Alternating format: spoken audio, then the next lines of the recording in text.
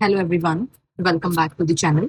सो आज हम पढ़ेंगे chapter number 3, that is relations and functions of class 9th।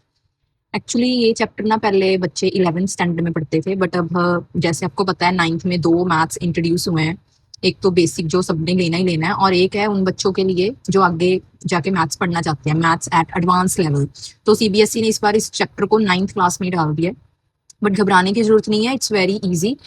तो सेट, इसके लिए पहले हम समझेंगे what is set, definition of set. Set chapter first chapter है आपका, वो मैंने ऑलरेडी वीडियोस बनाई हुई हैं सेट चैप्टर पे, आप वो वहां पे जाके देख सकते हो। सेकंड चैप्टर भी मैंने कवर करवा दिया, दैट इज लॉगरिथम। आज हम करेंगे chapter number 3, definition of set. Set क्या होता है? Set is a collection of well defined and different object. ये एक कलेक्शन है ऑब्जेक्ट्स की, वो ऑब्जेक्ट्स जो वेल डिफाइंड होंगे और डिफरेंट होंगे। तो इसको इजी लैंग्वेज में समझते हैं क्या होता है।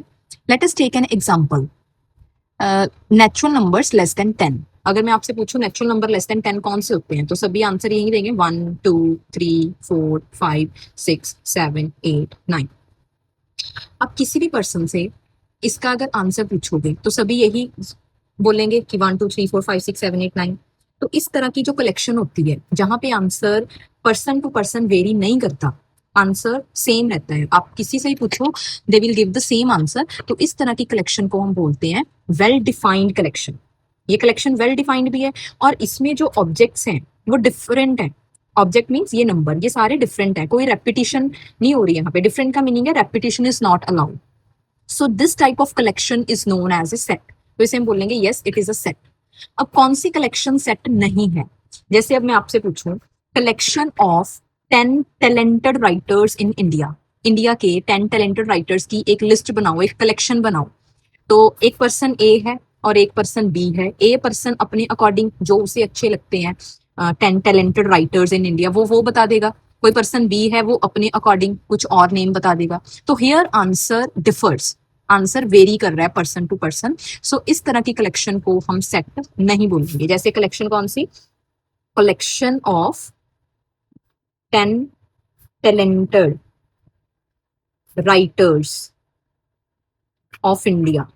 तो यहाँ पे आपका आंसर वेरी करेगा, ठीक है। आप किसी भी पर्सन से अलग अलग, सबकी अपनी अपनी ओपिनियन है, तो इस तरह के कलेक्शन को हम सेट नहीं बोल सकते। Is it clear the definition of set? तो ये थी आपकी डेफिनेशन सेट की। अब नेक्स्ट है definition of ordered pairs. Ordered pair क्या होता है? N ordered pair is a pair of objects written in a specific order. It is denoted by a comma b, where a is the first element and b is the second one. Ordered pair, इसको हम ordered pair बोलते हैं। ordered pair को हम ऐसे brackets में दो elements लिख दिए, ये फर्स्ट एलिमेंट a है, this is the second element b, and note that a b not equal b a। ये दो ऑर्डर्ड पेयर कभी भी सेम नहीं हो सकते अनलेस a इक्वल b होगा, राइट। जैसे मैं आपको एक एग्जांपल लेते हैं, ऑर्डर्ड पेयर का क्वेश्चन कैसे सॉल्व किया जाएगा।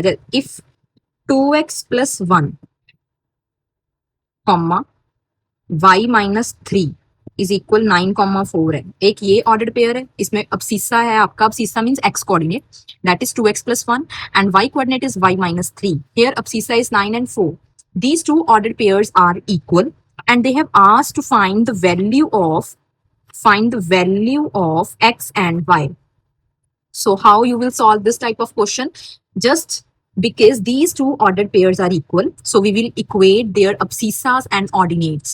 What do you mean by abscissa? Abscissa means it's x coordinate and ordinate means y coordinate. आप इसका x coordinate लोगे और इसका x coordinate लोगे, दोनों को equate करोगे। 2x plus 1 is equal 9 और y minus 3 is equal 4.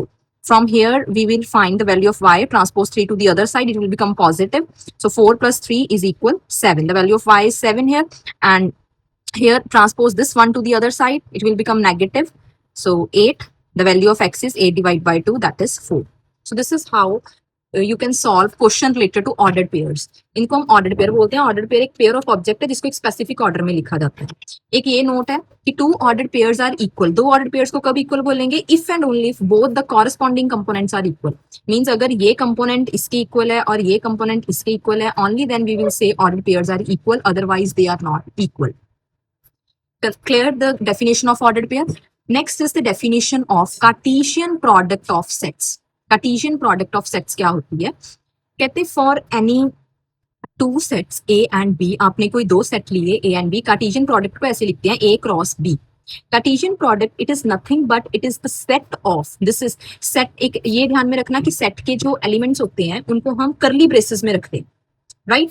So here Cartesian product of two sets, दो सेट है हमारे पास ए एंड बी, आपने उनकी कार्टेशियन प्रोडक्ट निकालनी है, तो Cartesian product is noted by A cross B. It is the collection of set of all ordered pairs, इसमें ordered pairs ही आते हैं कार्टेशियन प्रोडक्ट में, जैसे A cross B, first element belongs to first set A and second element belongs to set B. Now note that A cross B can never be equal to B cross A. ये कभी भी Cartesian product same नहीं होगी, means this product is not commutative.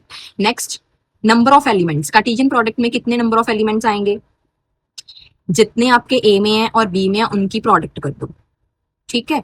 ये है हमारा A cross B union C. Union और intersection का कंसेप्ट भी सेट चैप्टर में आप पढ़ के आए हो, यूनियन क्या होती है, इंटरसेक्शन क्या होती है।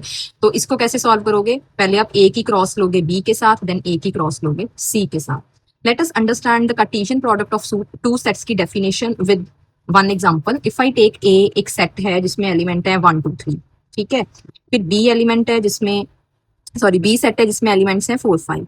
फाइंड ए क्रॉस बी, तो ए क्रॉस बी क्या कैसे निकालोगे, तो आपने क्या करना है, पहले एक एलिमेंट लो 1, करली ब्रेसेस में रखने हैं, ऑर्डर्ड पेयर्स बनाने हैं, पहले 1 को 4 के साथ लेना है, ऐसे रखोगे, फिर 1 को ही 5 के साथ, देन 2 4 2 5 3 4 3 5, ठीक है, करली ब्रैकेट 1। तो ये आ गई आपकी ए क्रॉस बी। देखो ए में कितने एलिमेंट है, number of element in A, number of element in A 3, number of element in B 2। तो कार्टेशियन प्रोडक्ट में कितने एलिमेंट आएंगे, इन दोनों की मल्टीप्लिकेशन, 3 2 6, 1 2 3 4 5 6, ठीक है। तो इसमें 6 एलिमेंट आएंगे, ये जो हमारा हमने नोट लिखा है कि number of element in A cross B is equal number of element in A into number of element in B.